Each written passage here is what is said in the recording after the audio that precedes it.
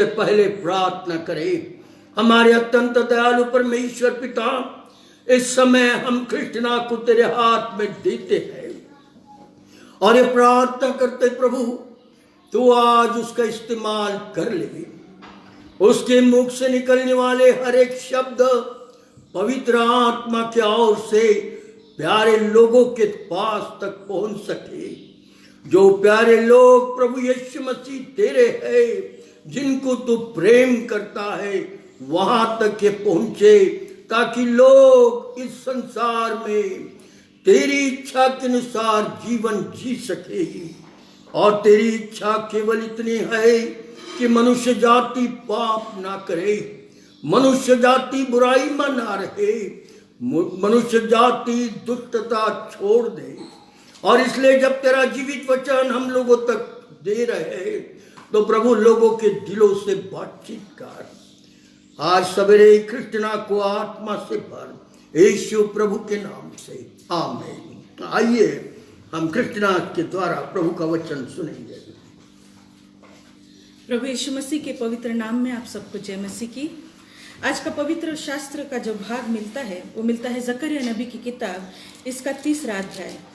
जब हमारी प्रार्थना शुरू हुई तो पास्टर साहब ने ये सारे वचनों को आपके सामने पढ़ा, इसलिए मैं दोबारा नहीं पढ़ूंगी, लेकिन आप सब मेरे साथ निकालिए जकरिया नबी की किताब, इसका 3रा अध्याय। और उसमें ऐसा लिखा है, फिर उसने यहोशू महायाजक को यहोवा के दूत के सामने खड़ा हुआ देखा। ये जकरिया जो परमेश्वर का भक्त है, उसने यहोशू को परमेश्वर के सामने खड़ा हुआ देखा। और ये बात ऐसी है कि वो एक प्रार्थनाशील व्यक्ति है जकरिया, और प्रार्थना और विजन्स में जब वो रहता है तब परमेश्वर उसको अनोखी अनोखी बातों को दिखाता है। और ऐसा हुआ कि जकरिया जब अपनी मनन में था तब उसको परमेश्वर ने अलग अलग बातें दिखाई। जब हम पहले अध्याय से जकरिया की देखते हैं तो अलग अलग बातें जकरिया को परमेश्वर बताता जा रहा है। और यहाँ पे भी 3रे अध्याय में हम कुछ ऐसी बात देखते हैं जिस बात से आज तुमको और हमको आशीष मिलेगी। ऐसा लिखा है, फिर उसने यहोशू महायाजक को यहोवा के दूत के सामने खड़ा हुआ मुझे दिखाया, और शैतान उसकी दाहिनी ओर उसका विरोध करने को खड़ा था। तब यहोवा ने शैतान से कहा, हे शैतान, यहोवा तुझे घुड़के, यहोवा जो यरूशलेम को अपना लेता है वही तुझे घुड़के। क्या ये आग से निकली हुई लुटकी सी नहीं है? परमेश्वर जकरिया को कुछ दिखा रहा है और एक गंभीर बात सिखा रहा है, और वो ये बात जो है वो आज तुम और हम सीखने जा रहे हैं। ऐसा लिखा है कि उसने एक महायाजक को परमेश्वर के सामने खड़ा हुआ देखा, और जब ये महायाजक परमेश्वर के सामने खड़ा है तो उसने ऐसा देखा कि केवल ये याजक नहीं, लेकिन शैतान भी उसके दाहिनी ओर, उसके राइट साइड में खड़ा है और दोष लगा रहा है। प्रियो, जब ये वचन आपके सामने आएगा तब आप जानेंगे कि शैतान परमेश्वर के बाजू में खड़ा होकर मनुष्य जाति पर, जो उसके कहलाते हैं, उसके ऊपर दोष लगाता है। यहाँ ऐसा ही हुआ, जब वो खड़ा हुआ तो शैतान भी आकर खड़ा हुआ और दोष लगाने की मनसा उसके अंदर थी। और ये बात वहाँ के लोग जानते थे, जो स्वर्गदूत सामने खड़े थे वे जानते थे। और उसने ऐसा कहा, तब यहोवा ने शैतान से कहा, हे शैतान, यहोवा तुझे घुड़के। बहुत ही सुंदर बात है कि परमेश्वर अपने लोगों के लिए हमेशा तत्पर तैयार रहता है। ये यहोशू जो है वो एक महायाजक है, प्रिस्टली पर्सन, एक ऐसा व्यक्ति है जो परमेश्वर के सानिध्य में रहता है, परमेश्वर से दुआ विनती और प्रार्थना करता है और अपना जीवन परमेश्वर के साथ बिताता है। और ऐसे व्यक्ति के सामने जब वो परमेश्वर के सामने खड़ा होता है, और जब हम आगे पढ़ेंगे तब ये बात हमको स्पष्ट दिखाई देती है कि वो अपने खुद के लिए नहीं खड़ा है, लेकिन अपने देश के लिए खड़ा है। वो यरूशलेम के लिए खड़ा है और परमेश्वर से गिड़गिड़ा कर कुछ विनती और कुछ प्रार्थनाएं कर रहा है। और जब उसकी गिड़गिड़ाने की विनती और प्रार्थना परमेश्वर सुनता है और उसको दर्शन देता है, तब ऐसा होता है कि शैतान भी वहां आकर खड़ा हो जाता है, और खड़ा होकर उसके मुंह से केवल वही बातें निकलती है जिस बातों से वो महायाजक शायद अपने जीवन में कुछ गलती किया होगा, या उस महायाजक ने कुछ ऐसे काम किए होंगे अधर्म के जिसके बारे में शैतान बातें करके परमेश्वर के सामने उसको रखता है। ऐसा कहा है, जब वो परमेश्वर के सामने मौजूद हो गया, उसको देखे बराबर वो स्वर्गदूत समझ गया और उसने कहा कि यहोवा तुझे डांटे, तुझे घुड़के। यहोवा जो यरूशलेम को अपना लेता है वही तुझे घुड़के। परमेश्वर ने उसकी विनती और प्रार्थना को सुनी और वो देश, जिस देश के लिए वो विनती और प्रार्थना कर रहा था, उसको परमेश्वर ने अपना लिया। परमेश्वर का वचन ऐसा कहता है कि यहोवा जो यरूशलेम को अपना लेता है वही तुझे घुड़के। परमेश्वर के अंदर इतना कंपैशन है, परमेश्वर के अंदर असीम अनुग्रह, असीम प्रेम है कि वो अपने उस प्रेम में, वो अपने उस दया में दास को भी बचा लेता है और देश को भी बचा लेता है। आज हम उसी परिस्थिति में हैं और वो परिस्थिति यही है कि महामारी चल रही है और देश को बड़े संकट से बचाना है। और देश में जो लोग हैं, जो याजक लोग हैं, उनकी एक बहुत बड़ी जिम्मेदारी यहाँ पे हमको दिखाई देंगी। जब जिम्मेदारी वो ये है कि परमेश्वर के सन्मुख खड़े होकर अपने देश के लिए विनती और प्रार्थना करें। यहाँ पे जो यहोशू जो था, वो जो महायाजक था, वो परमेश्वर के सामने खड़ा हुआ। प्रिय, जब हम इंटरसेशन करते हैं, जब हम परमेश्वर के सानिध्य में रहते हैं, हम प्रार्थना और विनती करते हैं, तो हमारी अलग अलग पोजीशन रहती है कि हम किस प्रकार परमेश्वर की आराधना करें। कोई वर्शिप के द्वारा परमेश्वर की आराधना करता है, कोई प्रार्थना के द्वारा करता है। और याजक लोगों के अंदर वो बात दी गई है कि उनको निरंतर प्रार्थना और विनती करनी है। और यहाँ यहोशू, वो ये यहोशू नहीं है जो मूसा के बाद आया था या मूसा के साथ जो रहता था, जो कभी भी परमेश्वर का निवास स्थान नहीं छोड़ता था। लेकिन ये वाला जो यहोशू है, वो ये है जो बेबीलोन में उसको लाया गया था। बेबीलोन में ये भी, जैसे डैनियल बेबीलोन में एक सेवक बन के रहा, वैसे ये भी प्रीस्ट उस बेबीलोन में आया था और वहां पे ये सेवक बन के रहा था। क्योंकि बेबीलोन के राजा ने हर एक जो लोग थे, इज़राइल के लोग थे, उनको बंदी गृहों में लेके गया था, अपने साथ बंधुआई में लेके गया था। और परमेश्वर के वचन के अनुसार हम यही बात देखते हैं। एजरा इसका 2 अध्याय और इसके 2 वचन में इस बात का जिक्र है कि ये बंधुआई में गया था। 4 अध्याय उसका 1 से 6 में भी ये जिक्र है कि यहोशू बंधुआई में गया था। और इस बात को हम जानते हैं कि जब कोई बंधुआई में जाता है तो बड़ी कठिनाई से अपना जीवन बिताता है। और ये जो दास था परमेश्वर का, जो महायाजक था, वो परमेश्वर से विनती और प्रार्थना कर रहा है। हमने कई बार दानियल के विषय में सुना कि दानियल ने देश के लिए प्रार्थना की, दानियल ने देश के लिए प्रार्थना की और 70 साल तक वो यही उसकी ये प्रार्थना रहेगी कि परमेश्वर हमारे इस देश को बचा ले। और वैसा ही ये भी एक महायाजक था जो अपने देश से प्रीति रखता था और इसने प्रार्थना किया और विनती किया।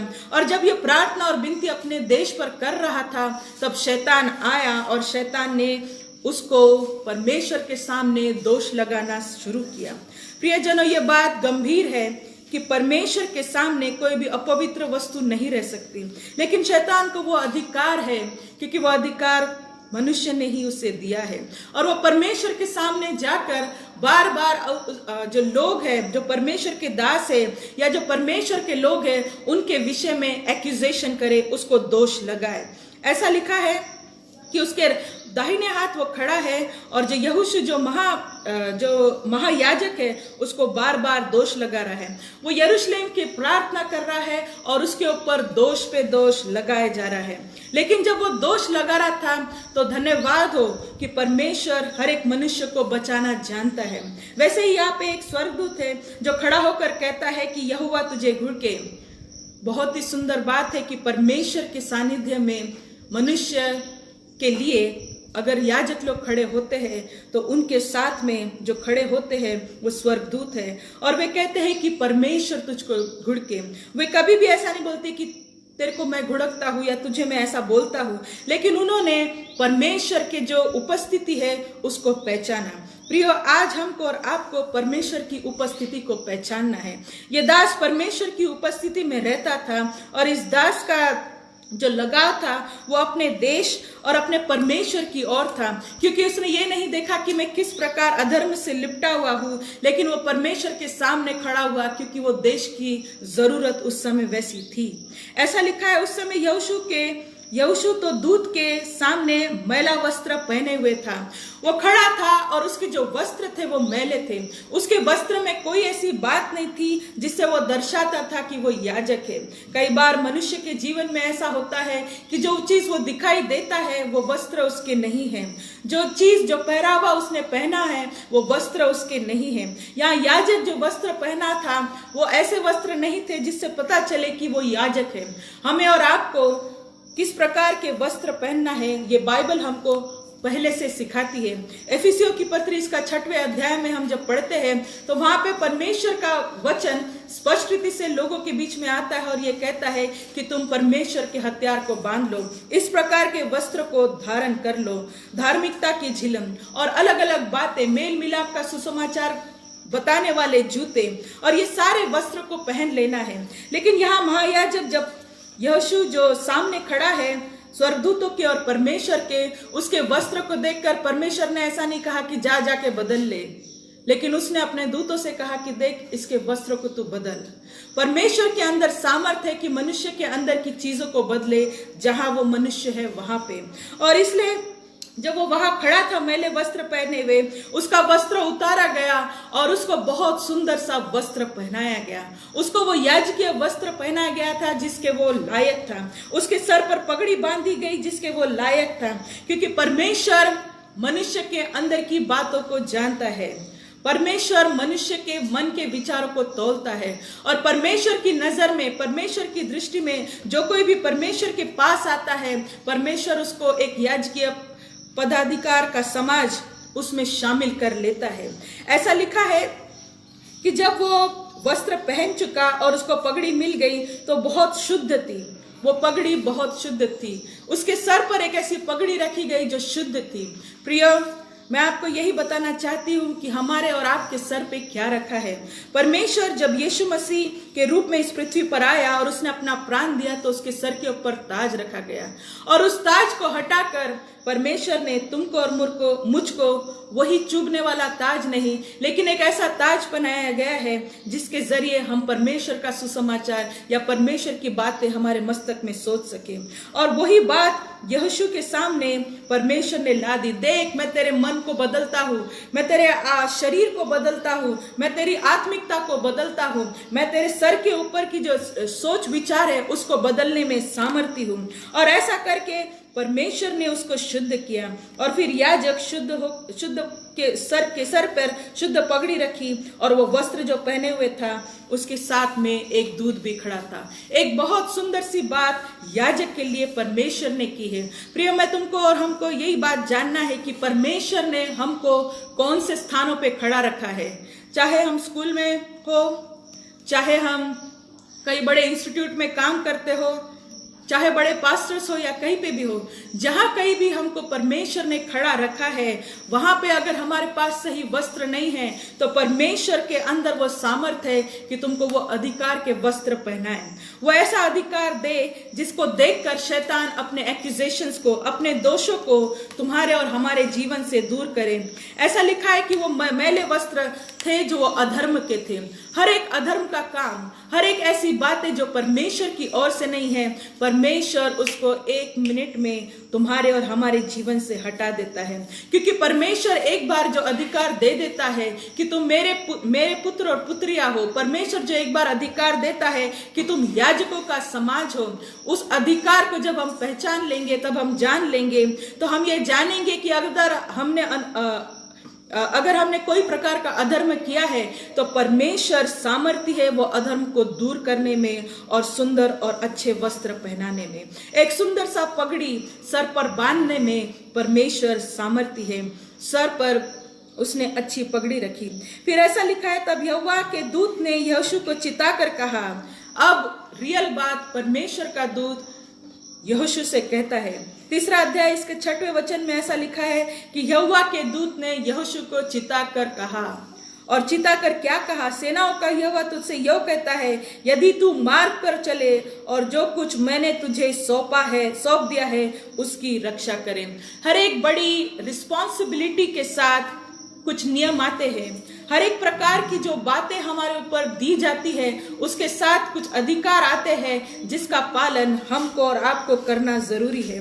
वचन में ऐसा लिखा है कि यहोशू जो महायाजक था, महायाजक है तो वो निठल्ला ना बैठे, लेकिन उसके लिए बहुत सुंदर बात लिखी है, यदि तू मार्ग पर चले जो मैं तुझे दिखाता हूँ, जो कुछ मैंने तुझे सौंपा है उसकी तू रक्षा कर। Whatever is given to you, जो कुछ भी आपको दिया गया है उसकी हमको और आपको रक्षा करना है। परमेश्वर के वचन से आज हमको यही बात सीखने मिलती है कि जो कोई भी परिस्थिति में हमको परमेश्वर ने रखा है, जहाँ कहीं भी हम खड़े हो वहां पे हम परमेश्वर के मार्ग पर जब चलते रहते हैं और जो कुछ भी उसने हमको सौंपा है, शायद आपको प्रार्थना का दान सौंपा है, शायद आपको गानों का दान सौंपा है, किसी को प्रचारक का दान सौंपा है, किसी को ये भी दान नहीं है, लेकिन प्रेम करने का, एक दूसरे को दया करने का दान है। अलग अलग प्रकार के दान है जो पवित्र आत्मा की ओर से दिए गए हैं। उस दानों में परमेश्वर का वचन ऐसा कहता है कि जो तुमको सौंपा गया है उसकी तुमको और हमको रक्षा करना है।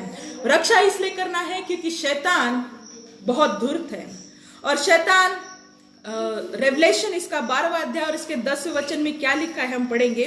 प्रकाशित वाक्य इसका 12वां अध्याय और इसके 10वें वचन में ऐसा लिखा है, फिर मैंने स्वर्ग से यह बड़ा शब्द आते सुना, अब हमारे परमेश्वर का उद्धार और सामर्थ और राज्य और उसके महिमा का अधिकार प्रकट हुआ, क्योंकि हमारे भाइयों पर दोष लगाने वाला जो रात दिन हमारे परमेश्वर के सामने उन पर दोष लगाया गया था गिरा दिया गया है।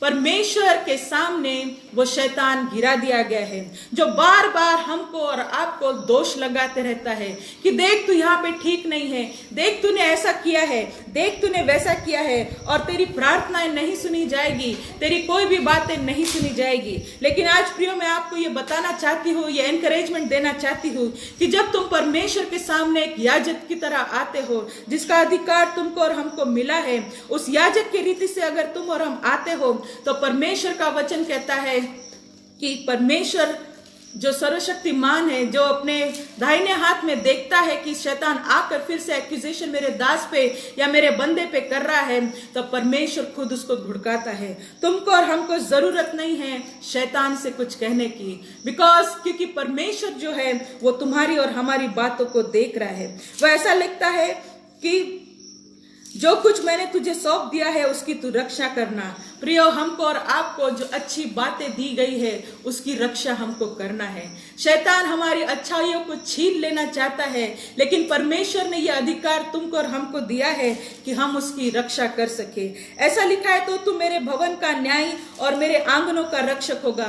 ये जो बातें लिखी गई है ये पर्टिकुलरली यहोशू के लिए बताई गई है, लेकिन प्रियो मैं आपको और सबको ये बताना चाहती हूँ कि जब तुम और हम परमेश्वर के सानिध्य में रहते हैं, परमेश्वर की प्रेजेंस में जब हम रहते हैं, परमेश्वर की उपस्थिति से जब हम लेन देन करते हैं, तो परमेश्वर हमको अलग अलग बातों में परिपूर्ण करता है और अलग अलग बातों में रिस्पॉन्सिबिलिटी देता है, और ये देखता है कि हम उस रिस्पॉन्सिबिलिटी में खरे उतरते हैं या फिर नहीं। यहाँ पे जो यहोशू महायाजक है उसको परमेश्वर भी ये बता दे रहा है, चिता कर बता रहा है कि तू मेरे भवन का न्यायी और मेरे आंगनों का रक्षक होगा। यदि तू ऐसा करे, यदि तू मेरे मार्ग पर चले। कई बार हमको मार्गों पर चलना कठिन हो जाता है क्योंकि संसार भर की जो नजरें हैं हमारे पर टिकी रहती है कि ये कब गलती करे और कब हम इनको कुछ बोले। लेकिन परमेश्वर का वचन ऐसा कहता है कि तुमको और हमको हमारे मार्ग की रक्षा करना है। किस बात से रक्षा करना है? ताकि जब एक्यूज़र परमेश्वर के सामने खड़ा हो, वो जो व्यक्ति, वो जो शैतान जिसको परमेश्वर पहले से हरा चुका है, जब वो खड़ा होकर कुछ बोलता है तब उसको दिखाई दे कि नहीं, ये परमेश्वर ने इसके लिए कहा है और मैं इसको दोष नहीं दे सकता। ये बहुत सुंदर बात यहोशू महायाजक के जीवन में आई। फिर ऐसा लिखा है, तो सुन ले यहोशू महायाजक, तो सुन ले, और तेरे भाई बंधु जो तेरे सामने खड़े हैं वे भी सुने, क्योंकि वे मनुष्य शुभ सुकून है। परमेश्वर ने महायाजक को बहुत सुंदर बात बोली कि तू तो है, लेकिन तेरे साथ भी ऐसे लोग हैं जो यहाँ खड़े हैं, उनके लिए भी वही बात लागू होती है। प्यारे मित्रों, मैं आपको यही बताना चाहती हूँ कि हम और आप परमेश्वर का एक पवित्र समाज है और पवित्रता के लिए हम बुलाए गए हैं। और सारे अधर्म की बातें जब हमारे ऊपर लाद दी जाती है दोषारोपण करके, तब हम ये बात को जान ले कि परमेश्वर हमारे लिए लड़ता है, परमेश्वर हमारे लिए उत्तर देगा, परमेश्वर का जो आत्मा है वो हमारे लिए गवाही देगा और हमको उसके अंदर लवलीन होना है। यदि हम अपना ध्यान शैतान की ओर लगाएंगे तो हम परमेश्वर की उस असीम अनुग्रह को और उस बातों को भूल जाएंगे जो परमेश्वर ने हमारे लिए किया है। ऐसा लिखा है, सुनो मैं अपने दास शाख का प्रकट करूंगा। ये जो वाक्य लिखा गया है ये बहुत ही गंभीर वाक्य है। देखो मैं शाख को प्रकट करूंगा। यहाँ शाख का अर्थ होता है, यहाँ ब्रांच का अर्थ होता है यीशु मसीह। परमेश्वर के सानिध्य में हम यीशु मसीह के अलग अलग चरित्र को पहचानने लगते हैं। परमेश्वर के सानिध्य में जब हम उठते बैठते हैं, उसकी प्रार्थना में लवलीन रहते हैं, उसको कहते हैं कि परमेश्वर प्रभु यीशु मसीह तो अपने पिता को प्रकट कर, पवित्र आत्मा तो हमको यीशु मसीह को बता दे, तो परमेश्वर का वचन कहता है कि वह प्रकट हो जाएगा। प्रिय मित्रों, आपको और हमको परमेश्वर के इंटरसेशन में उतरना है ताकि हमारे देश की भलाई हो, ताकि हमारे मनुष्य जाति की भलाई हो और परमेश्वर को सारा आदर और महिमा मिले। ऐसा लिखा है, उस पत्थर को देख जिसे मैंने यहोशू के आगे रखा है, उस एक ही पत्थर के ऊपर 7 आंखें बनी हैं, सेनाओं की यहोवा की यही वाणी है। परमेश्वर उसको दर्शन में ये दिखा रहा है कि ये परमेश्वर की इच्छा है कि तुम यीशु मसीह को जान लो। हमको और आपको यीशु मसीह को जान लेना है। जब हम प्रार्थना में परमेश्वर की संगति में आगे आगे बढ़ते हैं तो हमारे सामने अलग अलग प्रकार की विजन्स आते हैं, दृश्य आते हैं जिसमें परमेश्वर स्वयं प्रकट होकर हमसे बातचीत करता है। ऐसा लिखा है कि वो शाखा प्रकट होगी और परमेश्वर ऐसा बता रहा है कि I will tell you who Jesus is, मैं तुमको बता दूंगा कि कौन यीशु है। और हमको और आपको आज यही जानना है कि आखिर ये यीशु मसीह कौन है। हम उसके बारे में सुनते हैं, दूसरों से वचन सुनते हैं, बड़ी वाहवाही ले लेते हैं, लेकिन परमेश्वर का वचन ऐसा कहता है कि तुमको और हमको यीशु मसीह को जानना बहुत जरूरी है। वो ये कहता है कि मैं तुमको यीशु मसीह प्रकट कर दूंगा। प्यारे मित्रों, हमको और आपको जब हम अपनी संगति परमेश्वर के सामने एक हाई प्रीस्ट की तरह आएंगे और विनती और प्रार्थना और गिड़गिड़ाहट को डालेंगे तो परमेश्वर हमको यीशु मसीह को प्रकट करेगा। यीशु मसीह की सारी बातें हम पर आएगी। ऐसा लिखा है, उस पत्थर को देख जिसे मैंने यहोशू के आगे रखा है। वो पत्थर का सिरा यीशु मसीह के बारे में बता रहा है। बार बार वो बोल रहा है कि यीशु मसीह को तुमको जानना है। बार बार वो ये चिता रहा है और ये बता रहा है कि देख यीशु मसीह आने वाला है, देख यीशु मसीह ही वो पत्थर है। और ऐसा लिखा है कि उसकी 7 आंखें हैं। प्रियम, ये बात बिल्कुल सत्य है। प्रकाशित वाक्य में जो ये बातें कही गई है, 5वें अध्याय का 6वां वचन, अगर आप प्रकाशित वाक्य इसका 5वां अध्याय और इसके 6वें वचन में देखेंगे तो ऐसा लिखा है, तब मैंने उस सिंहासन और चारों प्राणियों और उन प्राचीनों के बीच में मानो एक वध किया हुआ मेमना खड़ा देखा। उसके 7 सिंग और 7 आंखें थी। ये परमेश्वर की 7 आत्मा है जो सारी पृथ्वी पर भेजी गई है।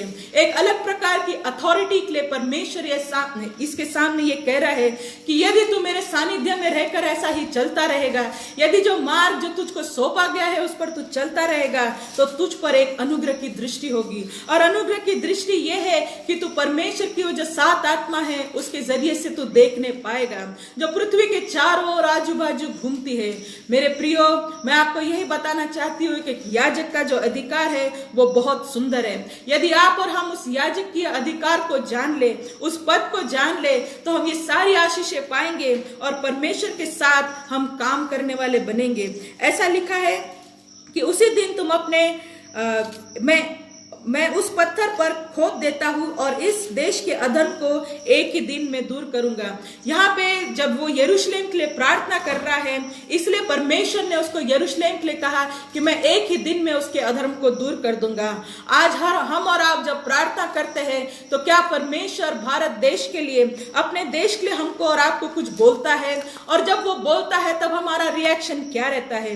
प्यारे मित्रों, परमेश्वर के अंदर वो सामर्थ्य है कि वो एक ही दिन में, एक ही क्षण में, एक ही चुटकी में में हर एक प्रकार के अधर्म को ना कि केवल मनुष्य के जीवन से पर सारे संसार भर से, भारत देश से और हर एक प्रकार की गंदगी से हटा सकता है, क्योंकि परमेश्वर में वो अधिकार है, वो सामर्थ है।